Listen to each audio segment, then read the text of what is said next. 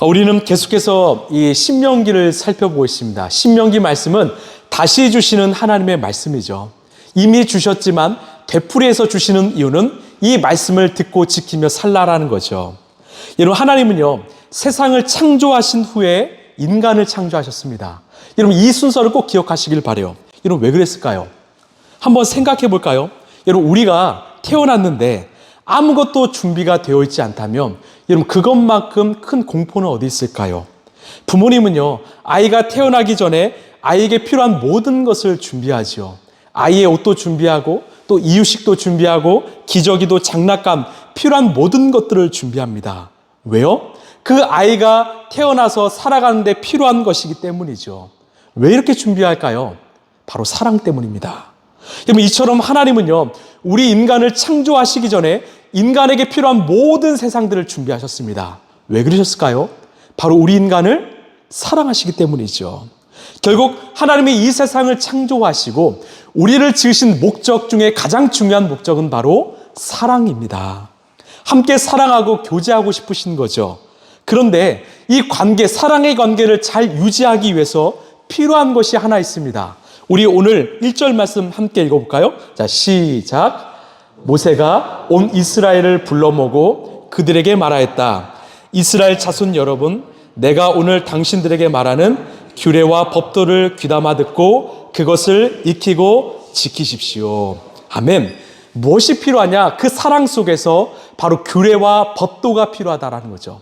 이것은 오늘로 말하면 하나님의 말씀입니다. 여러분, 왜 우리에게 그 말씀을 주셨을까요? 왜 이들에게 신명기의 말씀을 주셨을까? 바로 인간을 너무나 잘 아시기 때문이에요.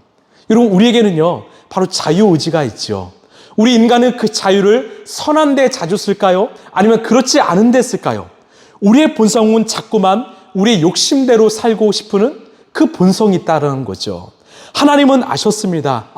인간에게 자유의지를 주었지만 그들이 그냥 살게 내버려두면 이들은 자기 마음대로 살 것이다.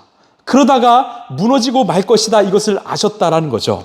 여러분, 아담과 하와가요, 이 창세기를 보면 에덴 동산에서 살았죠.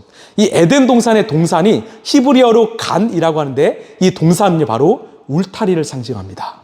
다시 말해서 에덴 동산은 에덴 울타리라는 거죠.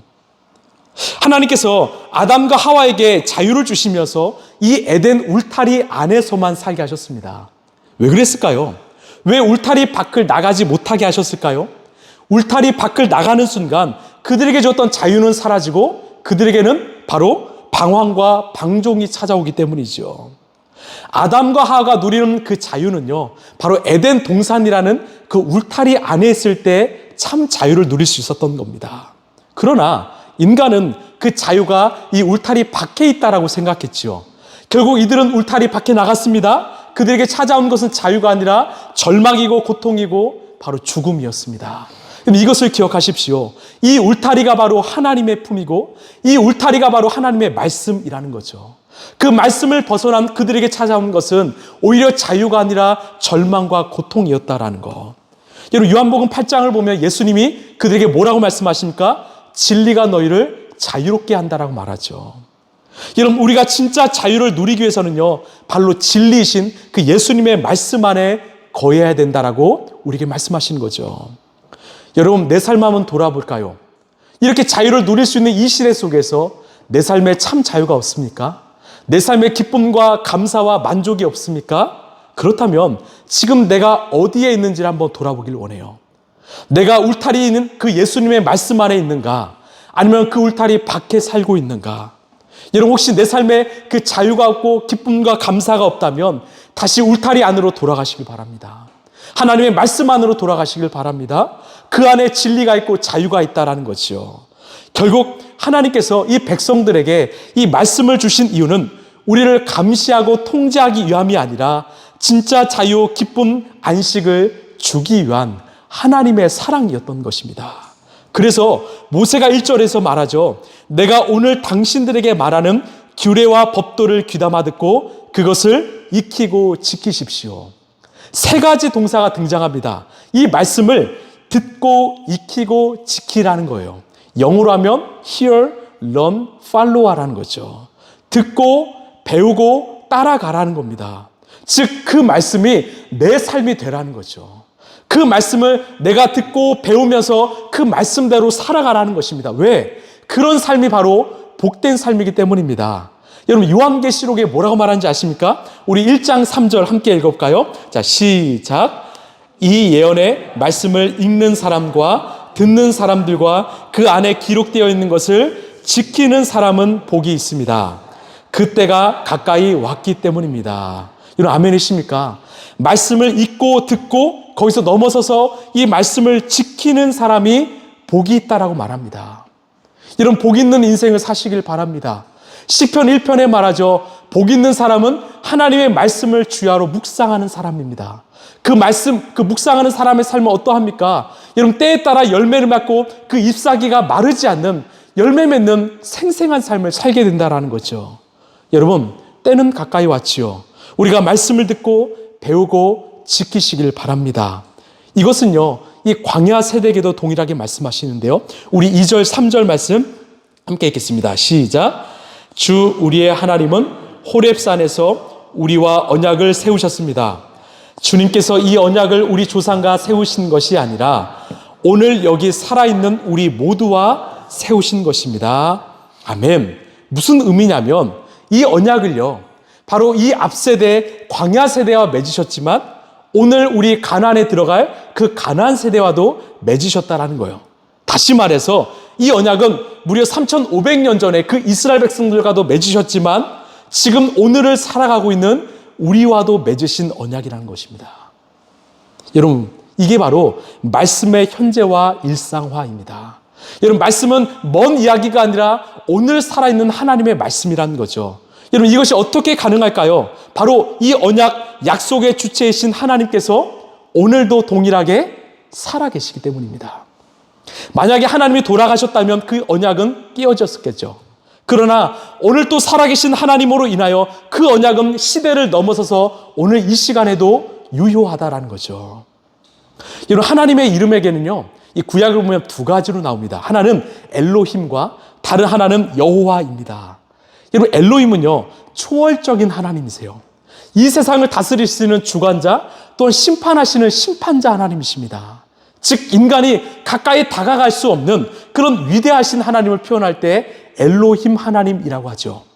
그리고 여호와 하나님은요 바로 우리의 삶에 찾아오셔서 우리와 사랑하고 관계하는 하나님이십니다. 오늘도 우리의 삶에 찾아오셔서 우리를 도우시고 위로하시고 격려하시는 나의 하나님 1대1의 하나님을 여호와라고 하죠. 여러분 우리가 믿는 하나님은 어떤 분이십니까? 엘로힘이시고 여호와이십니다. 모든 것이 가능하시고 능력의 하나님이신 동시에 우리의 삶에 찾아오셔서 우리의 기도에 귀 기울이시고 우리를 응답하시는 나의 하나님이라는 거죠. 여러분 그래서 하나님이 우리의 삶의 소망이라는 겁니다. 오늘 하나님은요 이 백성들에게 여호와 하나님으로 찾아오셨습니다. 자 우리 4절 함께 읽겠습니다. 자, 시작. 주님께서는 그 산 불 가운데서 아멘. 여러분 이 하나님이 우리 하나님입니다. 하나님은 우리와 얼굴을 마주보고 말씀하신 분이라는 거죠. 이게 여호와 하나님인데요. 여러분 이것이 우리가 늘 말씀을 읽으면 당연한 거라 생각하지만 아니요. 이것이야말로 큰 축복이고 기적입니다. 우리가 어찌 하나님의 얼굴을 볼 수 있습니까? 우리가 어찌 하나님의 얼굴과 그렇게 마주보며 설 수 있을까요? 절대 그럴 수 없는 존재죠. 그런데 하나님은 우리와 얼굴을 오늘 또 마주보며 바라보신다라는 거죠. 여러분 우리에게 소망이 있지 않습니까? 우리도 가령 이 만나고 싶은 사람들이 있죠. 이 보고 싶은 존재들이 있습니다. 요즘 젊은 친구들은요, 뭐 손흥민이나 아니면 뭐 이강인, 뭐 김민재 같은 축구 선수를 만나려고요, 이 해외 여행을 떠납니다. 그래서 영국에 가서 그들이 그 훈련하는 훈련장 앞에서 열심히 서 있습니다. 왜? 그들을 보고 싶어서요. 그날 못 보면 또 그 다음날 기다리고 서 있습니다. 또 그 다음날 서 있습니다. 하물며 그렇게 인간도 그런 존재인데 하나님과 우리가 얼굴을 마주 본다? 여러분 이것만큼 큰 축복이 어디 있을까요?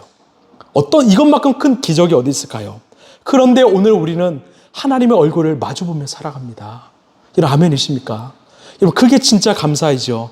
어떻게 가능했을까? 하나님이 낮아지셨기 때문이죠.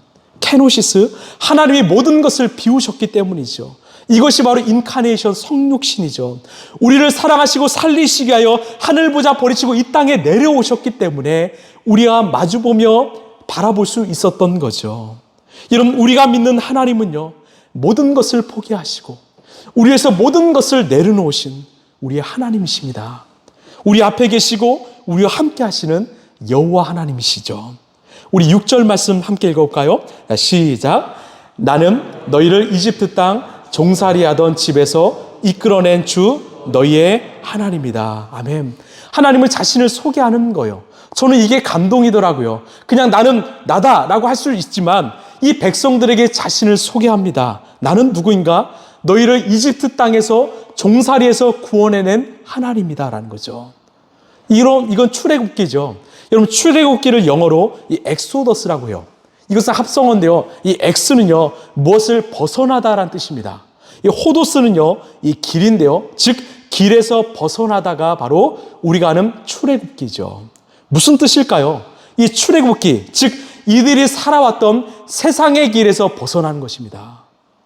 여러분, 예수님이 우리에게 찾아오신 이유는요, 우리가 걸어왔던 그 세상의 길, 욕망의 길에서 벗어나서 주님의 길을 걷게 하시기 위함이었습니다.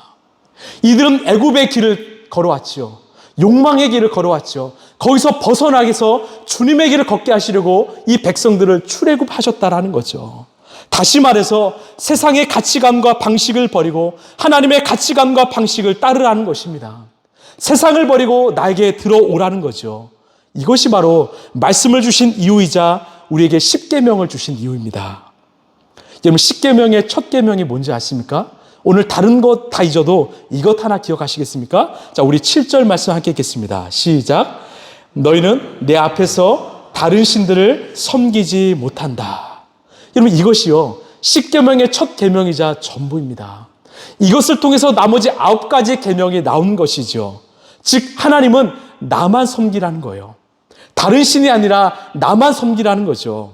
그래서요, 이 기독교에 대해서 반감을 가진 사람들은요, 야, 너희가 믿는 하나님은 참 편협하시고 배타적이다라고 이야기합니다.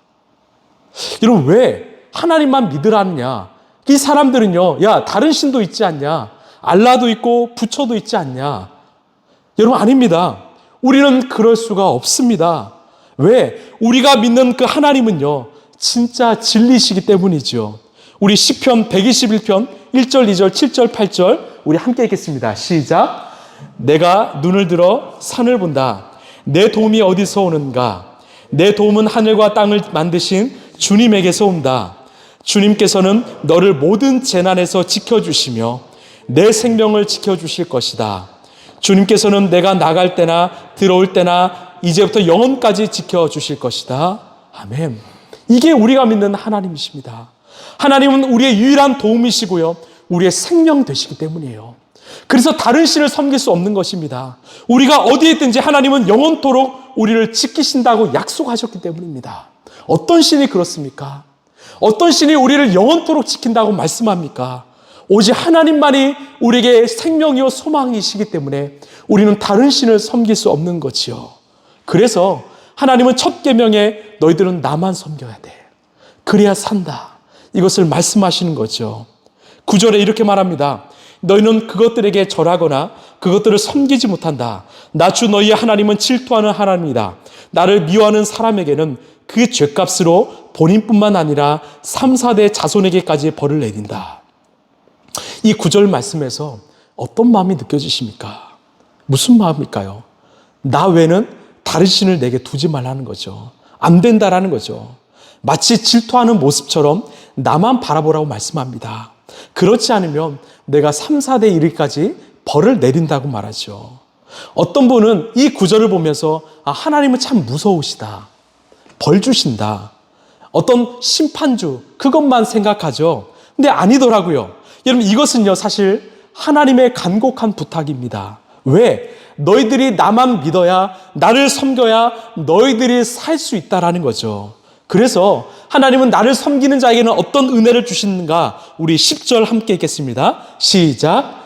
그러나 나를 사랑하고 나의 계명을 지키는 사람에게는 수천 대 자손에게 이르기까지 한결같은 사랑을 베푼다. 수천 대에 이르기까지 사랑 베푸신다라는 거예요. 나를 떠난 자, 나를 섬기지 않은 자는 3, 4대지만 나를 섬기는 자는요, 수천 대라는 거죠. 이것은 무한적인 것입니다. 비교할 수 없는 사랑인 거죠. 은혜라는 거죠. 이것을 주시기 원한다라는 겁니다. 여러분, 이것이 바로 우리가 믿는 하나님이십니다. 이 하나님을 온전히 믿고 사랑할 때 우리는 하나님이 준비하시는 그 은혜를 누리며 살 수 있기 때문에 우리에게 이 말씀을 주신 거죠. 말씀을 좀 마무리하겠습니다. 이런 하나님이 우리에게 십계명을 주신 이유가 무엇입니까? 우리를 감시하고 통제하려는 의도가 아니라 바로 하나님이란 울타리 안에서 진정한 자유요, 세상에서 누릴 수 없는 평안과 감사와 안식을 누리기 위해서 이 말씀을 주셨다라는 거죠. 여러분, 다른 신이 아니라 여러분, 하나님 한 분만 섬기시길 바랍니다. 여러분, 그분이 우리를 붙들어 주시고 영원까지 지키신다고 말씀합니다. 여러분, 이 땅의 삶은요, 잠시 잠깐입니다. 우리가 살아갈 세상, 앞으로 우리에게 펼쳐질 세상은 영원한 세상이죠. 그 세상을 위해서 주님은 우리에게 찾아오셨고 그 영원한 삶을 내가 지킨다고 말씀합니다. 여러분, 그 하나님을 우리가 믿고 섬기길 원합니다. 오늘 이 밤 결단하길 원합니다. 하나님, 내가 정말 하나님이라는 그 에덴 동산을 떠나지 않겠습니다. 하나님 말씀 안에 거하겠습니다.